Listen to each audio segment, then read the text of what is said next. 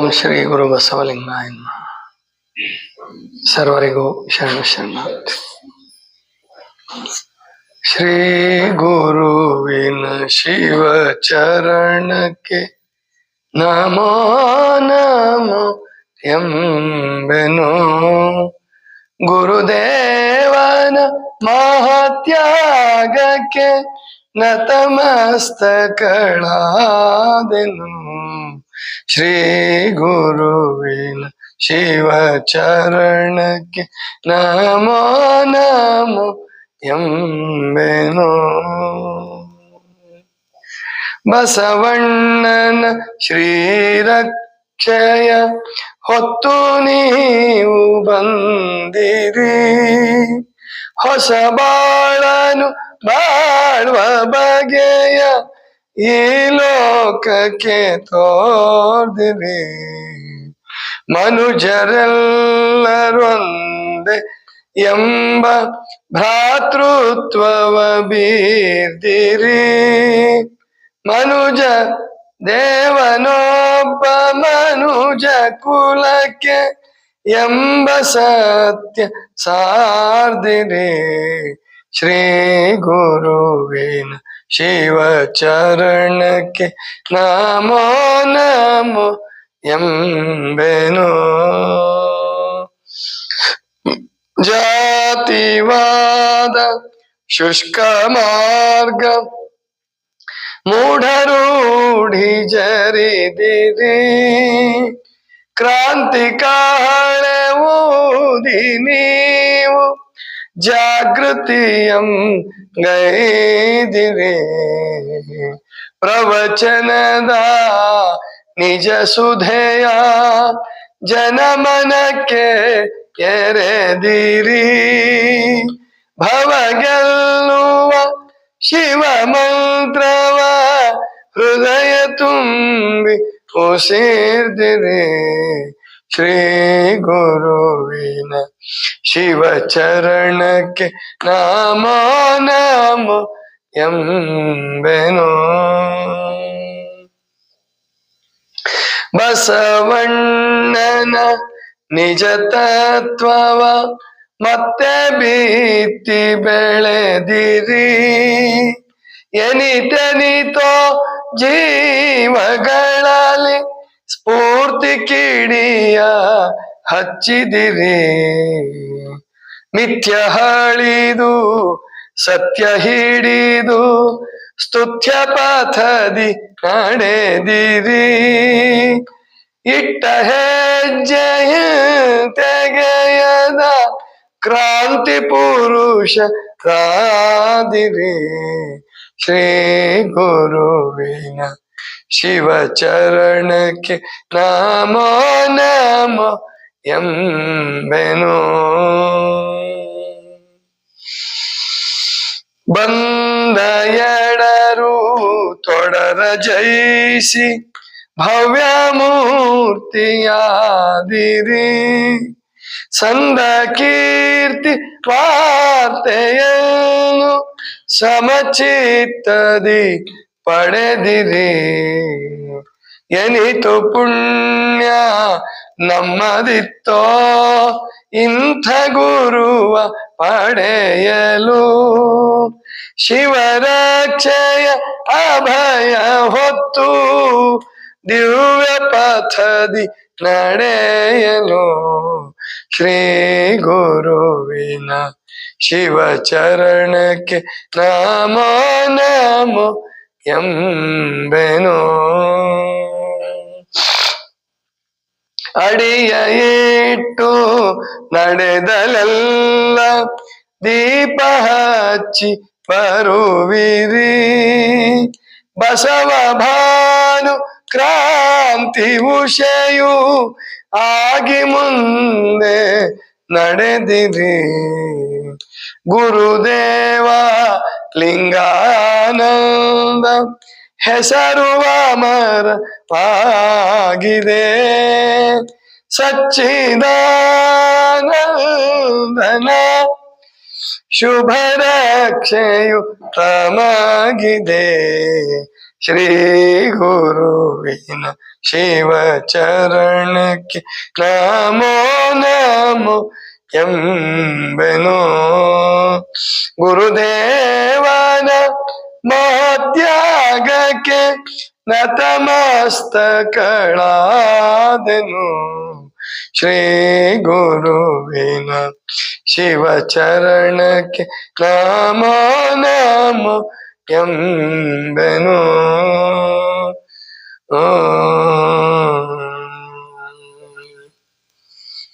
ಇದು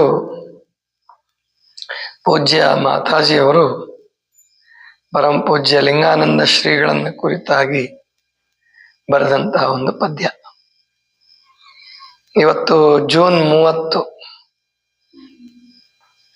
95ನೇ ಇಸ್ವಿಯಲ್ಲಿ, ಅಂದ್ರೆ 29 ವರ್ಷಗಳ ಹಿಂದೆ ಪೂಜ್ಯರು ಪ್ರವಚನ ಮಾಡ್ತಾನೆ, ಅಂದ್ರೆ ಪ್ರವಚನ ಶಿಬಿರದಲ್ಲಿದ್ರು.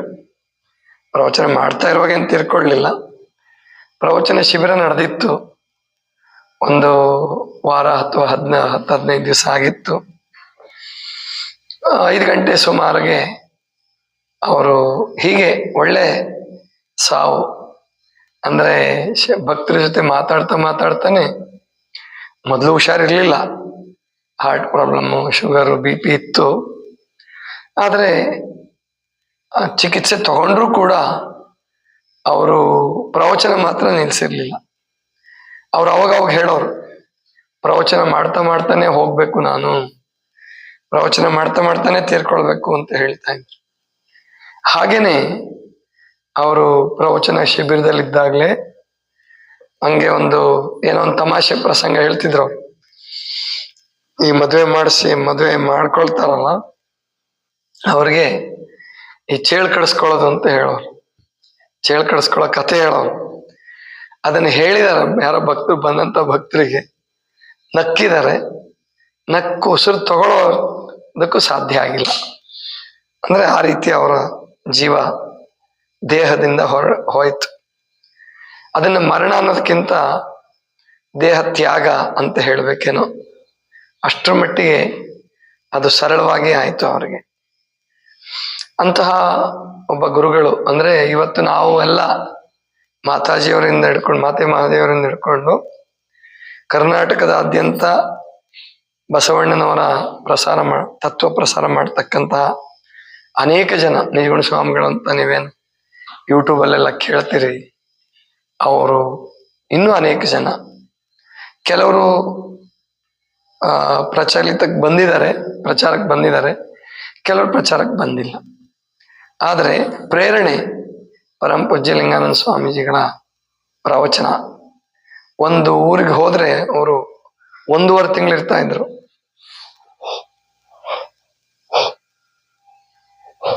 45 ದಿವಸ ಪ್ರವಚನ ಅವ್ರದ್ದು. ಆಮೇಲೆ ಇನ್ನೊಂದೂರಿಗೆ ಮತ್ತೆ ಹೋಗ್ಬೇಕಾದ್ರೆ ಕೂಡಲ ಸಂಗಮಕ್ಕೆ ಒಂದ್ಸರಿ ಬರ್ತಿದ್ರು. ಇಲ್ಲಾಂದ್ರೆ ಇನ್ನೂ ಜನರ ಆಸಕ್ತಿ ಜೋರಿದ್ರೆ, ಪ್ರವಚನ ಗೊತ್ತಾಗಿ ಪ್ರಚಾರ ಎಲ್ಲ ಆಗಿತ್ತು ಅಂತಂದ್ರೆ ಮುಂಚೆನೆ ಅಲ್ಲಿಂದ ಅಲ್ಲಿಗೆ ಊರಿಗೆ ಹೋಗ್ಬಿಡೋರು, ಕೂಡಲ ಸಂಗಮಕ್ಕೆ ಬರ್ತಿರ್ಲಿಲ್ಲ. ಅಷ್ಟರ ಮಟ್ಟಿಗೆ ಪ್ರವಚನ ಪ್ರೇಮಿ ಆಗಿದ್ರು ಅವರು. ಅಂತಹವರು 29 ವರ್ಷಗಳು ಗತಿಸಿದವೆ. ಆದ್ರೂ ಕೂಡ ಅವರ ಶಿಷ್ಯ ವರ್ಗ ಅವರ ಸ್ಮರಣೆಯನ್ನ ಉಳಿಸ್ಕೊಂಡು ಬೆಳೆಸ್ಕೊಂಡು ಬರ್ತಾ ಇದೆ. ಒಂದು 4-5 ಪುಸ್ತಕಗಳನ್ನು ಕೂಡ ಬರೆದಿದ್ದಾರೆ. ಬಹಳ ಪ್ರಸಿದ್ಧವಾದ ಪುಸ್ತಕ ಅಂದ್ರೆ ದೇವರು ಅಂತ ಹೇಳ್ಬಿಟ್ಟು, ಆಗಿನ ಕಾಲಕ್ಕೆ ತುಂಬಾ ಸಣ್ಣ ಪುಸ್ತಕ ಅದು, ಆದ್ರೆ ತುಂಬಾ ಅದ್ಭುತವಾದ ಪುಸ್ತಕ, ಅನೇಕ ಜನರನ್ನ ಪರಿವರ್ತನೆ ಮಾಡಿದಂತಹ ಪುಸ್ತಕ. ಆಮೇಲೆ ಅಕ್ಕನ ಪ್ರವಚನ ಅಂತ ಒಂದು ಪುಸ್ತಕ ಇದೆ. ಅವರು ಅಕ್ಕ ಮಹಾದೇವಿಯನ ಕುರಿತಾಗಿ ಒಳ್ಳೆ ಕಲ್ಪನೆ, ಅಂದ್ರೆ ಮಾತಾಜಿಯವರ ತರಂಗಿಣಿ ನಿಮ್ಗೆಲ್ಲ ಗೊತ್ತಿರ್ಬೇಕು ಕೆಲವರಿಗೆಲ್ಲ. ಆ ತರಂಗಿಣಿ ಪುಸ್ತಕಕ್ಕೆ ಮೂಲ ಬೇರು ಅಂದ್ರೆ ಅಕ್ಕನ ಪ್ರವಚನ. ಆ ಅಕ್ಕನ ಪ್ರವಚನ ಮಾಡ್ತಕ್ಕಂಥವ್ರು ಮೊದಲಿಗೆ ಅಭ್ಯಾಸ ಮಾಡ್ತಾರೆ. ಅದರ ವಿಸ್ತೃತ ರೂಪ ಅಂತ ಹೇಳ್ಬೋದು ತರಂಗಿಣಿ. ಇನ್ನೂ ಅದ್ಭುತವಾಗಿ ಮಾತಾಜಿ ಅದನ್ನ ಕಟ್ಟಿದ್ರು. ಅಕ್ಕನ ಪ್ರವಚನ ಆಧಾರದ ಮೇಲೆ ಬಹಳ ಚೆನ್ನಾಗಿ ಅದನ್ನ ಆ ಎರಡು ಅಂದ್ರೆ ಸಾಧಕರುಗಳಿಗೆ ಒಂದು ಕಾದಂಬರಿ, ಒಂದು ಪ್ರವಚನದ ಗ್ರಂಥ ಗೈಡ್ ಇದ್ದ ಹಾಗೆ ಅಂತಹ ಸೇವೆಯನ್ನು ಮಾಡಿದಂತ ಅವರು 63 ವರ್ಷ ಅಥವಾ 64 ವರ್ಷ, ಹೆಚ್ಚು ಕಡಿಮೆ ಒಂದು 2 ತಿಂಗಳು 3 ತಿಂಗಳು ವ್ಯತ್ಯಾಸ ಇರಬಹುದು, 65 ವರ್ಷಗಳ ಕಾಲ ಬದುಕಿ ಅನೇಕ ಜನರಿಗೆ ಪ್ರೇರಣೆ ಮಾಡಿ ಅವರು ಶರೀರವನ್ನು ತ್ಯಾಗ ಮಾಡಿದರು. ಅವರನ್ನ ಕುರಿತಾಗಿ ಬರೆದಂತಹದ್ದು ಶ್ರೀ ಗುರುವಿನ ಶಿವಚರಣಕ್ಕೆ ನಮೋ ನಮೋ ಎಂಬೆನು, ಗುರುದೇವನ ಮಹಾತ್ಯಾಗಕ್ಕೆ ನತಮಸ್ತಕಳಾದನು. ತ್ಯಾಗ ಅಂದ್ರೆ ಬಹಳ ಜನ ಆದ್ಮೇಲೂ ಸಹಿತ ವಿರಕ್ತರು ಅಂತ ಅನ್ನಿಸ್ಕೊಂಡ ಮೇಲೂ ಕೂಡ ತ್ಯಾಗ ಜೀವಿಗಳಾಗಲಾರ್ದೇನೆ ರಕ್ತ ಸಂಬಂಧ ಇಂಥದ್ದಕ್ಕೆ ಹೆಚ್ಚು ಅಂಟ್ಕೊಂಡಿರ್ತಾರೆ. ಆದ್ರೆ ಪೂಜ್ಯರು ರಕ್ತ ಸಂಬಂಧಕ್ಕೆ ಅಂಟ್ಕೊಳ್ಳಿಲ್ಲ, ಭಕ್ತಿ ಸಂಬಂಧವನ್ನ ಬೆಳೆಸಿದ್ರು. ಅಂದ್ರೆ ಭಕ್ತಿ ಸಂಬಂಧಕ್ಕೆ ಬಿಟ್ಕೊಟ್ರು. ಮುಂದಿನ ಪೀಠಾಧ್ಯಕ್ಷರನ್ನಾಗಿ ಪೂಜ್ಯ ಮಾತಾಜಿಯವ್ರನ್ನ ಅವ್ರು ನೇಮಿಸಿದ್ರು. ಅವರು ಯಾವುದೇ ರೀತಿ ಸಂಬಂಧ ಅಲ್ಲ ಅವರಿಗೆ, ಶಿಷ್ಯರು ಅಷ್ಟೆ. ಆದ್ರೆ ಶಿಷ್ಯರನ್ನ ಬಹಳ ಎತ್ತರಕ್ಕೆ ಏರಿಸಿದ್ರು, ಅದು ಅವರ ವಿಶೇಷ. ಇನ್ನು ಬಸವಣ್ಣನ ನಿಜ ತತ್ವ, ಮತ್ತೆ ಬಸವಣ್ಣನ ಶ್ರೀರಕ್ಷೆ ಹೊತ್ತು ನೀವು ಬಂದಿರಿ, ಹೊಸ ಬಾಳನು ಬಾಳುವ ಬಗೆಯ ಈ ಲೋಕಕ್ಕೆ ತೋರ್ದಿರಿ, ಮನುಜರೆಲ್ಲರೊಂದೇ ಎಂಬ ಭ್ರಾತೃತ್ವ ಬೇರಿದಿರಿ, ದೇವನೊಬ್ಬ ಮನುಜ ಕುಲಕ್ಕೆ ಎಂಬ ತತ್ವ ಸಾರ್ದಿರಿ. ಅಂದ್ರೆ ಅವರು ಅದನ್ನೇ ಹೇಳ್ತಿದ್ರು, ದೇವರೊಬ್ಬನೇ. ಅದನ್ನ ತುಂಬಾ ಚೆನ್ನಾಗಿ ಮನವರಿಕೆ. ಅವ್ರದ್ದು ವೈಶಿಷ್ಟ್ಯ ಏನು ಅಂತಂದ್ರೆ, ಅವ್ರೇನ್ ಬಹಳ ಪುಸ್ತಕ ಬರೀದೇ ಇದ್ರು ಕೂಡ ಜೀವಂತ ಪುಸ್ತಕಗಳನ್ನ ತಯಾರು ಮಾಡಿದರು, ಪುಸ್ತಕ ಬರೆಯೋರನ್ನ ತಯಾರು ಮಾಡಿದ್ರು ಅವರು. ಅಂದ್ರೆ ಆ ಟೀಚಿಂಗ್ ಕೆಪಾಸಿಟಿ ಎಲ್ರಿಗೂ ಬರಲ್ಲ. ಎಷ್ಟೋ ಜನ ಈಗ ಮಲ್ಲಿಕಾರ್ಜುನ ಸ್ವಾಮಿಗಳು, ಸಿದ್ದೇಶ್ವರ ಸ್ವಾಮಿಗಳು ತಯಾರು ಮಾಡಿದ್ರು. ಪೂಜ್ಯ ಲಿಂಗಾನಂದ ಸ್ವಾಮಿಗಳ ಮತ್ತು ಸಿದ್ದೇಶ್ವರಪ್ಪ ಅವರಿಬ್ರು ಮಲ್ಲಿಕಾರ್ಜುನ ಸ್ವಾಮಿಗಳ ಶಿಷ್ಯರು. ಲಿಂಗಾನಂದ ಸ್ವಾಮಿಗಳು ಮಾತಾಜಿಯವ್ರನ್ನ ತಯಾರು ಮಾಡಿದ್ರು. ಮಾತಾಜಿಯವರು ಯಾರನ್ನ ತಯಾರು ಮಾಡಿದ್ರು? ಕೆಲವರು ತಯಾರಾದ್ರು, ಆದ್ರೆ ಆ ಟೀಚಿಂಗ್ ಕೆಪಾಸಿಟಿ ಲಿಂಗಾನಂದ ಪೂಜ್ಯರಿಗಿದ್ದಂಥದ್ದು ಅದು ಬೇರೆಯವ್ರಿಗೆ ಬರೋದು ತುಂಬಾ ಅಪರೂಪ. ಬಿಡಿಸಿ ಬಿಡಿಸಿ ಬಿಡಿಸಿ ಹೇಳೋರು, ಮತ್ತು ಒಂದಕ್ಕೆ ಅನೇಕ ಉದಾಹರಣೆಗಳನ್ನು ಕೊಟ್ಟು ಎಂಥ ದಡ್ಡನಿಗೂ ಕೂಡ ಅರ್ಥ ಆಗ್ಬೇಕು ಆ ರೀತಿನಲ್ಲಿ ಹೇಳ್ತಿದ್ರು. ಜಾತಿವಾದ ಶುಷ್ಕ ಮಾರ್ಗ ಮೂಢರೂಢಿ ಜರಿದಿರಿ, ಕ್ರಾಂತಿ ಕಾಳೆ ಓದಿ ನೀವು ಜಾಗೃತಿ ಎಂಗೈದಿರಿ, ಪ್ರವಚನದ ನಿಜ ಸುಧೆಯ ಜನಮನಕ್ಕೆ ಎರೆದಿರಿ, ಭವಗೆಲ್ಲುವ ಶಿವ ಮಂತ್ರವ ಹೃದಯ ತುಂಬಿ ಉಸಿರ್ದಿರಿ. ಈ ಜಾತಿವಾದ ಅನ್ನುವಂಥದ್ದನ್ನಂತೂ ತುಂಬಾ ಚೆನ್ನಾಗಿ ಅಳಿಸಿದ್ರು ಅವರು. ಹೆಂಗೆ ಅಂದ್ರೆ ಅವ್ರ ಜಾತೀಯತೆಯನ್ನು ತೊಡೆದಾಕ್ತಿದ್ದೆ ಹೇಗೆ ಅಂದ್ರೆ, ಮುಂದೆ ಚಿತ್ರದುರ್ಗ ಶ್ರೀಗಳು ಬಂದು ಜಾತಿಗೊಂದು ಪೀಠ ಮಾಡಿದ್ರು. ಅಲ್ಲಿ ಜಾತೀಯತೆ ಏನು ಬಸವ ತತ್ವ ಅಲ್ಲಿ ತೊಂದರೆಗೆ ಸಿಕ್ಕಂತು ಅಂತ ಹೇಳ್ಬೇಕು. ಯಾಕಂದ್ರೆ ಜಾತಿ ಪೀಠ ಮಾಡೋದು ಬೇರೆ, ಜಾತಿವಾದವನ್ನು ಅಳಿಸಿ ಹಾಕಿ ಸಂಪೂರ್ಣವಾಗಿ ಅವ್ರನ್ನ ಜಾತಿಯಿಂದ ಹೊರಗೆ ತಂದು ಧರ್ಮ ಬುದ್ಧಿಯನ್ನು ಬೆಳೆಸೋದು ಬೇರೆ. ಪರಮಪೂಜ್ಯ ಲಿಂಗಾನಂದ ಶ್ರೀಗಳು ಮಾತಾಜಿಯವರು ಅದನ್ನ ಮಾಡಿದರು. ಜಾತೀಯತೆಯನ್ನು ಸಂಪೂರ್ಣವಾಗಿ ಲಿಂಗಾಯತರ ಒಳಪಂಗಡಗಳಿರ್ಬೋದು, ಮತ್ತು ಲಿಂಗಾಯತರು ಅಲ್ದಿದ್ದವರು ಕೂಡ, ಹುಟ್ಟಿನಿಂದ ಲಿಂಗಾಯತರು ಅಲ್ದಿದ್ದವರು ಲಿಂಗಾಯತ ಧರ್ಮವನ್ನು ಹಿಂಗ ಅಪ್ಕೊಂಡ್ರು ಅಂದ್ರೆ ಅವರು ತಮ್ಮ ಹಿಂದಿನ ಜಾತಿ ನೆನಪೇ ಮಾಡ್ಕೊಳ್ಳಿಲ್ಲ. ಹಿಂದುಳಿದ ಜನಾಂಗದಿಂದ ಬಂದವರಿದ್ರು, ಬೋವಿಶ ಸಮಾಜದಿಂದ ಬಂದವರಿದ್ರು, ಹರಿಜನರು ಬಂದವರಿದ್ರು, ಅಂದ್ರೆ ಹರಳೈನ ಸಮಾಜ, ಕಕ್ಕೈನ ಸಮಾಜದಿಂದ ಎಲ್ಲ ಬಂದ್ರು. ಆದ್ರೆ ಅವ್ರು ಯಾರೂ ಕೂಡ ಮತ್ತೆ ತಾವು ಅದನ್ನ ನೆನೆಸ್ಕೊಂಡು ನಮ್ಮ ಸಮಾಜವನ್ನು ಉದ್ಧರಿಸ್ಬೇಕು ಅಂತ ಯಾರು ಹೋಗ್ಲಿಲ್ಲ. ಅಲ್ಲಿ ಬಸವಣ್ಣನ ತತ್ವವೇ ಮುಖ್ಯ ಆಯ್ತು. ಅದಕ್ಕೋಸ್ಕರ ಕಕ್ಕೈನವರು, ಅದಕ್ಕೋಸ್ಕರ ಹರಳೈನವ್ರನ್ನ ಅವ್ರು ಪ್ರೀತಿ ಮಾಡಿದ್ರು ಹೊರ್ತು ಬಸವ ತತ್ವವೇ ಪ್ರಧಾನ. ಜಾತಿಯನ್ನ ಅಳಿಸಿ ಧರ್ಮವನ್ನ ಸ್ಥಾಪನೆ ಮಾಡಿದ್ರು. ಜಾತಿವಾದ ಶುಷ್ಕ ಮಾರ್ಗ ಮೂಢರೂಢಿ ಜರಿದಿರಿ. ಮತ್ ಲಿಂಗಾಯತರು ಒಳಪಂಗಡ ಅಂತೂ ಯಾರು ಕೇಳ್ತಾನೆ ಇರ್ಲಿಲ್ಲ, ಹೇಳಂಗೆ ಇರ್ಲಿಲ್ಲ. ಅಲ್ಲಿ ಅಷ್ಟು ಚೆನ್ನಾಗಿ ಲಿಂಗಾಯತ ಧರ್ಮವನ್ನು ಸಂಘಟಿಸಿದ್ರು. ಬಸವಣ್ಣನ ನಿಜ ತತ್ವ ಮತ್ತೆ ಬಿತ್ತಿ ಬೆಳೆದಿರಿ.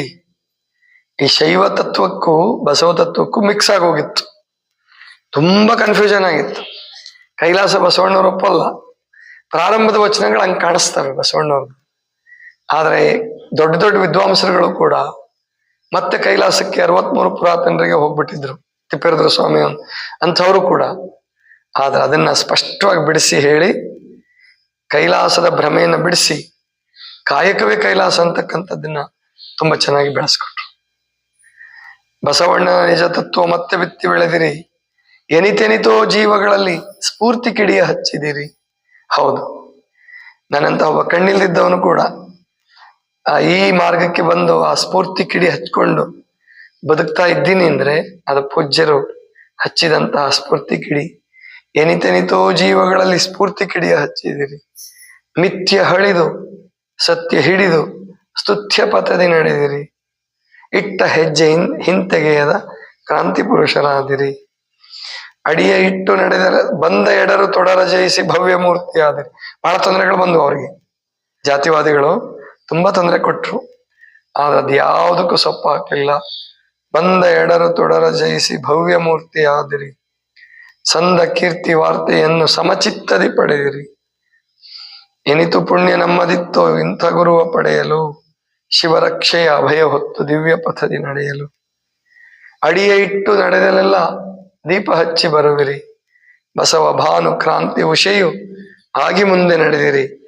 ಗುರುದೇವ ಲಿಂಗಾನಂದ ಹೆಸರು ಅಮರವಾಗಿದೆ, ಸಚ್ಚಿದಾನಂದನ ಶುಭ ರಕ್ಷೆಯು ತಮಗಿದೆ. ಹೀಗೆ ಬಹಳ ಅದ್ಭುತವಾದಂತಹ ಒಬ್ಬ ಗುರುಗಳು. ಲೌಕಿಕ ಮತ್ತು ಪಾರಮಾರ್ಥಿಕ ಒಂದನ್ನೇ ಯಾವುದೋ ಒಂದು ಹೇಳಲಿಲ್ಲ ಅವರು, ಹೇಳೋದು ಮತ್ತು ನಡೆಯೋದು ಒಂದೇ ಇತ್ತು. ಅದನ್ನ ಹಾಗಾಗಿ ಅನೇಕ ಜನ ಅವರಿಂದ ಸ್ಫೂರ್ತಿಯನ್ನು ಪಡೆದರು. ದೊಡ್ಡ ದೊಡ್ಡ ಆದರ್ಶದ ನುಡಿಗಳನ್ನ ಏನ್ ಮಾತಾಡ್ತಿರ್ಲಿಲ್ಲ ಅವರು, ಸಾಮಾನ್ಯವಾಗಿ ತಿಳಿಯೋಂಗೆ ಸಿಂಪಲ್ ಸರಳ ವಚನಗಳನ್ನ ಹೇಳ್ತಾ, ಶಿವಯೋಗವನ್ನು 3 ವಚನದಲ್ಲಿ ಹೇಳೋರು ಅವರು, ಬಹಳ ಚೆನ್ನಾಗಿ ಹೇಳೋರು. ಒಂದು ಅತ್ತಲಿತ್ತ ಹೋಗದಂತೆ ಹೇಳವನ ಮಾಡಯ್ಯ ತಂದೆ, ಅದು ತ್ಯಾಗಾಂಗ. ವಚನದಲ್ಲಿ ನಾಮಾಮೃತ ತುಂಬಿ ಭೋಗಾಂಗ, ಕಂಗಳು ತುಂಬಿದ ಬಳಿಕ ನೋಡಲಿಲ್ಲ, ಕಿವಿಗಳು ತುಂಬಿದ ಬಳಿಕ ಕೇಳಲಿಲ್ಲ, ಇದು ಯೋಗಾಂಗ ಅಂತ ತಿಳ್ಕೊಂಡು ತುಂಬಾ ಚೆನ್ನಾಗಿ ಹೇಳೋರು. ಇದಿಷ್ಟು ಇವತ್ತಿನ ಚಿಂತನ. ಸರ್ವರಿಗೂ ಶರಣ.